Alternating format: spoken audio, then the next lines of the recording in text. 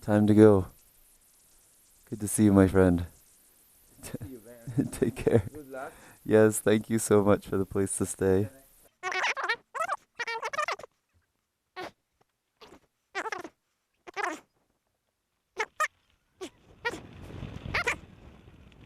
That was a super brief stay in Asheville.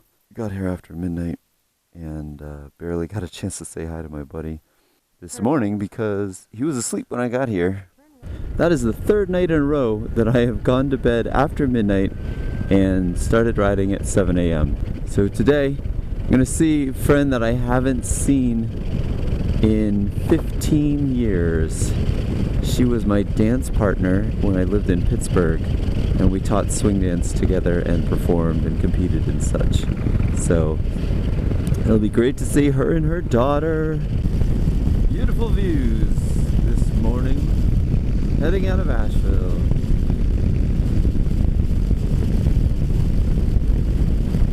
Kicking off the day with a slow start. Those two trucks way up there, they have been going 35 miles an hour in a 55 mile an hour speed limit zone. And they are clearly part of the construction that is making this a one-lane road. So now we're stopped. I've only got 8 miles to go to my destination. Following these cars down a pretty sweet road.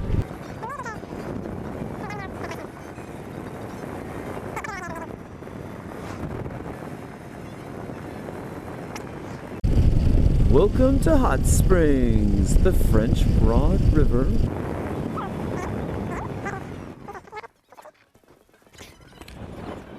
Bam! Electric car charging only.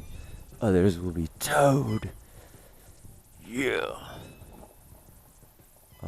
This is awesome. It's not even behind the gate. First stop out of Asheville today is Hot Springs. Just a hop, skip, and a jump away, only about 30 miles. And they have these 2 free charging stations right out front. You don't have to go through any gate or haggle with anyone or anything like that. You just start charging. And so that was super handy, charging up at 9 kilowatts, plenty of power. That was great. I went into town just to get Wi-Fi because there's no service out here. So I went into town, found a cafe. The Wi-Fi had a password, but the password was visible from the window because the cafe wasn't open. I prefer to spend money at locations where I'm using their services like Wi-Fi and such, but in this case it was impossible. I managed to see the password, typed it in, and got some Wi-Fi, which allowed me to figure out where I'm going next. Going to a Nissan dealership. This is part of the adventure. Charged up to 84%. Battery temperature went from 86 to 93. Not bad at all. The Artisan Gallery next to the police station is where I was charging, where I was getting the free Wi-Fi right outside. That was kind of hilarious. Welcome to North Carolina, where literally every road is the best motorcycle road.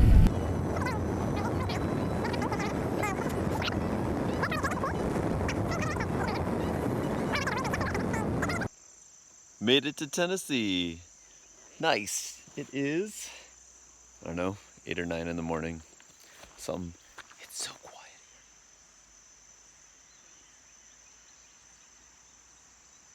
here. I hear 5 different types of birds and the river in the background.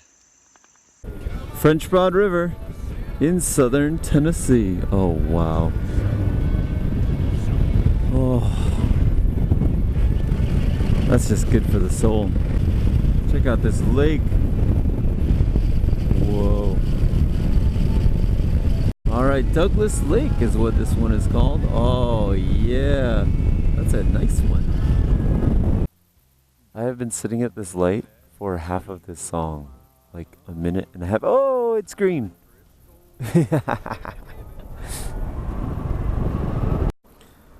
Alright. Welcome to East Tennessee Nissan. Usually it's by the service station. Aha! But here it's right in the direct sunlight.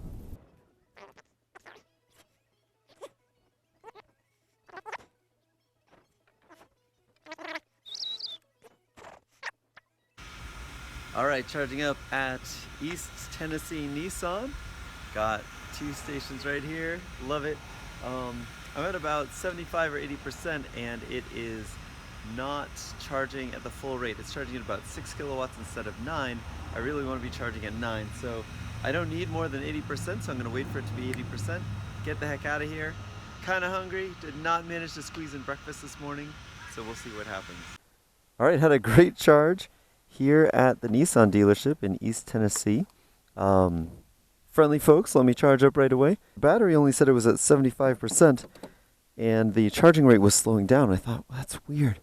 Normally it doesn't slow down until it's almost done. So I started packing up my things, put them away, and then I look at the charge, the state of charge, and it's at 100%. So surprise, it was pretty much done.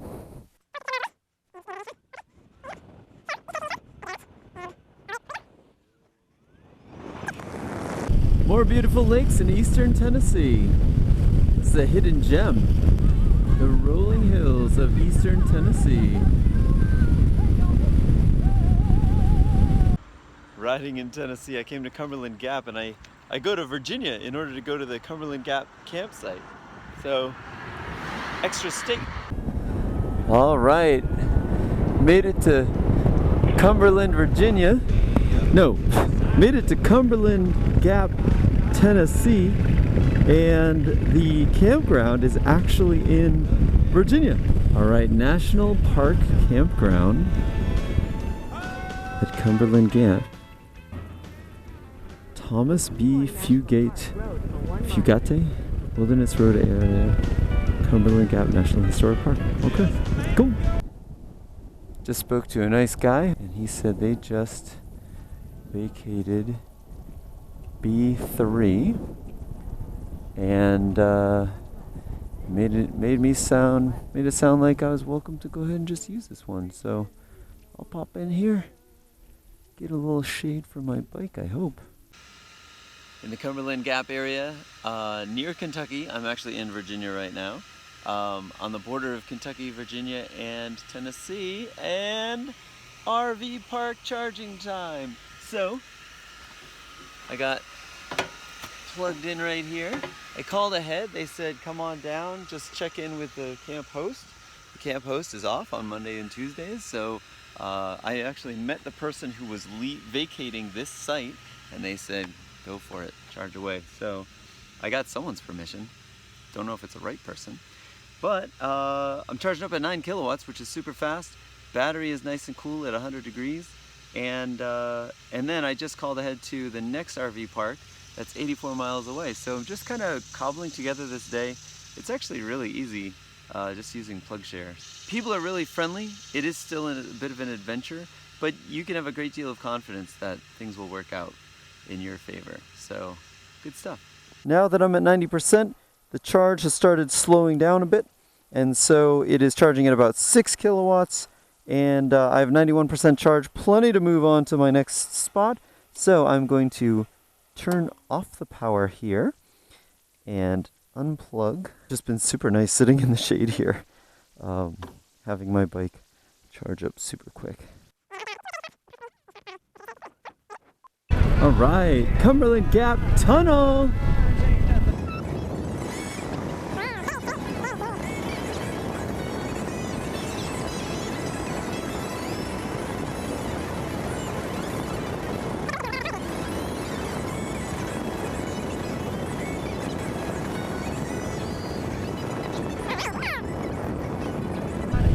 I feel like I'm in Kentucky now.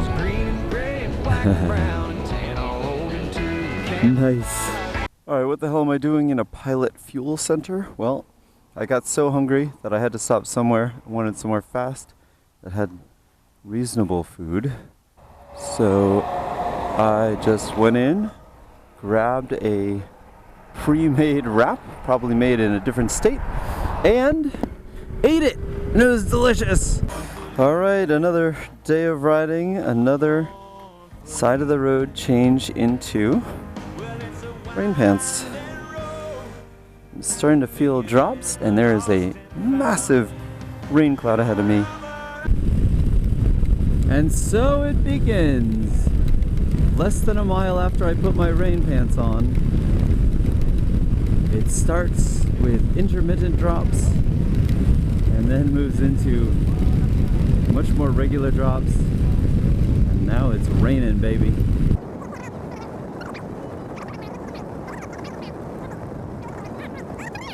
Oh man, it looks so bright up ahead. Am I just gonna go straight through this? It is 2 o'clock in the PM and I am hitting the post-lunch doldrums. This is generally the most dangerous time of day for me to ride because I am falling asleep. And today is no different. I have gone to bed after midnight and woken up at 7 a.m. No, at 6:30 a.m. for the past 3 nights straight. And also I just ate lunch, which always makes me tired.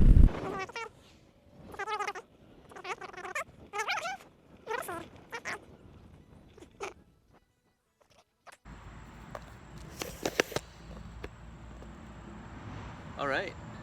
Ooh, what? So I'm sitting by this lovely creek, and my motorcycle is charging right over there, and it's charging up at 9 kilowatts at this RV park in Kentucky, and I actually found a pleasant place to hang. So I'm just gonna do this. I was hoping to visit a bourbon distillery, and I had 3 on my path, and they all close at 4:30 or 5 p.m. and I won't be there till 5:30 or 6 at the earliest. So no distillery tour for me. Well, that was a bummer. So the charging only went to 30% from like 24% because it tripped the circuit. So instead of using all 3 of my chargers, now I'm using 2, but I have this extra cord with a funky connector for the 30 amp connection in here. Okay, at Renfro Valley RV park. I am charged up enough. Battery temperature is at 108 or 109, something like that. And we've got power. We're disconnected. I've got all my stuff. Let's go.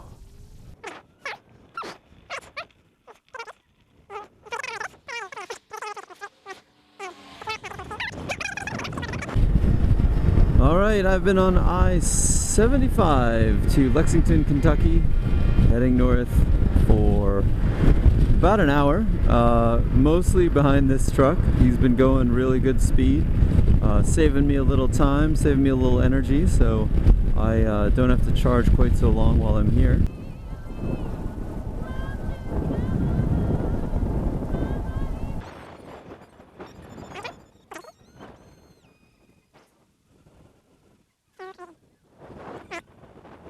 There they are, and they're filled with gas-powered cars.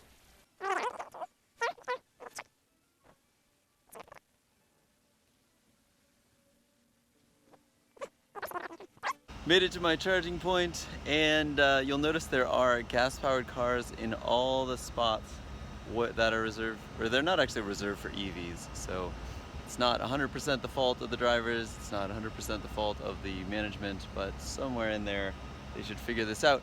It's one of the best things about riding a motorcycle. Even in a situation like this, if I was in a car, it'd be very difficult to charge and move on. All right, charge up at the Marriott Griffin Gate, and we're off. Thanks, Marriott. Couldn't leave Kentucky without a little bourbon, and I also got some food, which has been in short supply. So these fields in which there are horses some of them are owned by the University of Kentucky. Kentucky is all farmland with horses and cows. There's a horsey,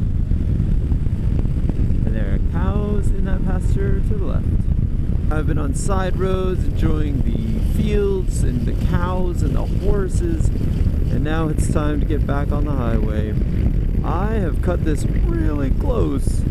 I have 17% battery and 14 miles to go. Alright, so I stopped at the side of the road to plug in the phone because it had completely run out of charge. My motorcycle is running out of charge.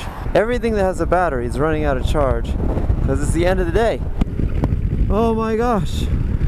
13 miles. Alright, I can do this. I also got out of my rain pants because it didn't freaking rain, which is fine. But I wore them like the whole way up, and it's not as comfortable. Just complaining. You know, it's fine. It's been a lovely day. Crossing the Ohio River.